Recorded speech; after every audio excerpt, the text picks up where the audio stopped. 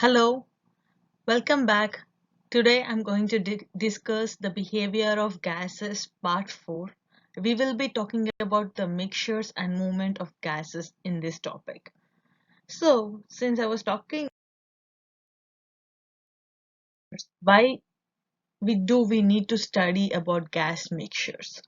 Because the air itself is a mixture of gases of different compositions and we have multiple different elements in the air. For example, if you see the nitrogen composes of almost 78% of the air and oxygen is 20%. Carbon dioxide is 0.03%, argon is 0.9, and the other gases are 0.17. When we talk about other gases, it includes other different noble gases or sulfur dioxide, carbon monoxide, methane, like all the multiple gases. So, how can you say what is the total pressure exerted by the air? How are we going to study about it? So this was proposed by Dalton. So Dalton was the first person who spoke about the partial pressures. So what is a partial pressure? The contribution of each gas in a mixture makes the total pressure, and it's called the partial pressure exerted by that gas. Here you see there is gas A, gas B, and gas C. Each gas has its individual pressure. What is a pressure? When we spoke about the kinetic theory in the first part of the behavior of gases, we told that the particles inside this closed container undergo collisions exerting pressure. So the different gases have their own pressures, but what is going to be the pressure when they are mixed together? So we are going to combine all of these pressures and get the total pressure of this mixture. So the individual pressure exerted by those gases is called partial pressure. So that's what is explained by Dalton's law. Dalton's law states that the total pressure in the mixture of gases is the sum of partial pressure of each of the gas. And he gave the formula P total is equal to P1 plus P2 plus P3 and so on, depending on how many different gases are making a mixture. For example, here you see that there is a Praxair filling procedure. If I call them and tell them, man, I want 50% carbon dioxide and 50% argon in it. So what are they going to do? And I want to tell them the total pressure is supposed to be maybe 200 psi and not more than that. So based on that, they're going to fill the partially filled with carbon dioxide and then they partially fill it with argon. And after the filling is finished, they get evenly mixed, forming a perfect blend. And then they'll make sure the total pressure. How are they going to calculate the total pressure? By adding up the partial pressure of carbon dioxide and argon. So this is like the real-time application of Dalton's law. So here I have an example how to solve Dalton's law of partial pressures, because Dalton's law, unless you don't solve an example, you'll never understand what exactly I'm talking about. So here you see the air contains oxygen, nitrogen, carbon dioxide and other gases. What is the partial pressure of oxygen at 101.30 kilopascals of total pressure if the partial pressure of nitrogen, carbon dioxide and other gases are here respectively? So these are our known values and the unknown is we have to calculate for the partial pressure of oxygen. How am I going to do this?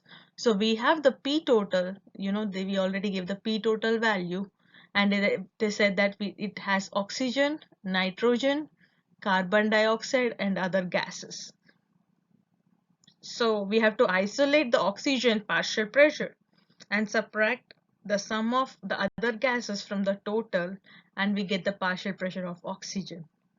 So this is how we solve the Dalton's law of partial pressures of an unknown partial pressure. Now, since we learned about the gas mixtures, let's talk about gas movements. The gases move using mainly two mechanisms. One is diffusion and one is effusion. What is diffusion and what is effusion? I am sure a lot of people know what diffusion means, but not effusion. So, diffusion is a process where particles move from high concentration to the lower concentration, finally becoming a homogeneous mixtures with time. And diffusion, you can see it in multiple things in our everyday life.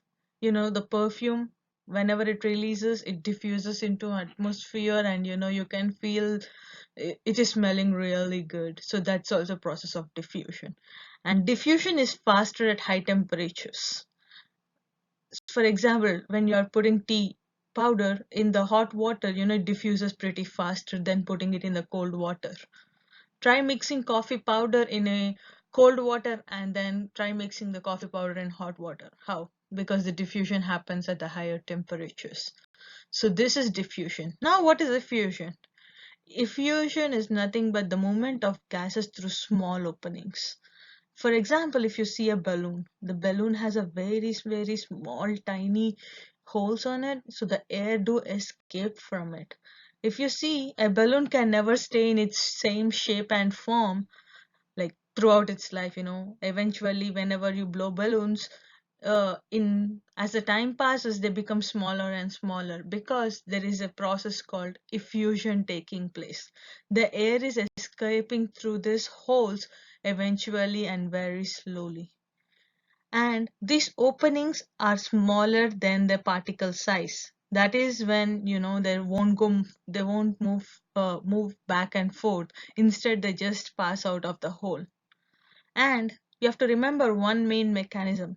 Gases of low molar mass or low molecular weight diffuse and effuse faster than the high molar mass. It is like, a person, look at a kid, he can run faster than an adult person. Why? Because, the weight of that little boy is a lot lesser than an adult. So it is the same mechanism when it comes to diffusion and effusion. So here you see, as I was talking about the hot tea powder, so this is diffusion. And effusion, suppose, have you ever wondered why only helium balloons float and why not the ones which filled with air, argon, or nitrogen? Because of the molar mass. The helium's weight is so less, it's barely 2. So, it can float. The air escapes from the balloon openings pretty faster and it just floats. While the air and the nitrogen or any other gases, the weight is a bit higher or the molar mass is higher than helium. So, they can't float up as fast as helium. That is the main difference. This is because of the principle of effusion. Okay, why did we study diffusion and effusion? And because they are responsible for the movement of gases. But Grahams was the first person to study or to propose a law for effusion and diffusion. The same law applies for effusion and diffusion. It states that at constant temperature and pressure, the rate of effusion of a gas, you can say diffusion too, is inversely proportional to the square root of the gas molar mass. So this was his proposed law, that the rate is nothing but the speed or the velocity, is inversely proportional to the square root of their molar mass. That is the reason if here you see rate of A divided by rate of B is equal to square root of molar mass of B divided by molar mass of A. Because they are inversely proportional, here you see rate of A is in the numerator and here it is on the denominator. So how did he come up with this concept? I'm sure most of you must have come across the kinetic energy principle or the kinetic energy formula, which is equal to half mv square. Here, you see the energy is directly proportional to the mass and velocity. But mass and velocity here, they are inversely proportional to each other. So from this law, he was able to come up with the rate and the molar mass relationship.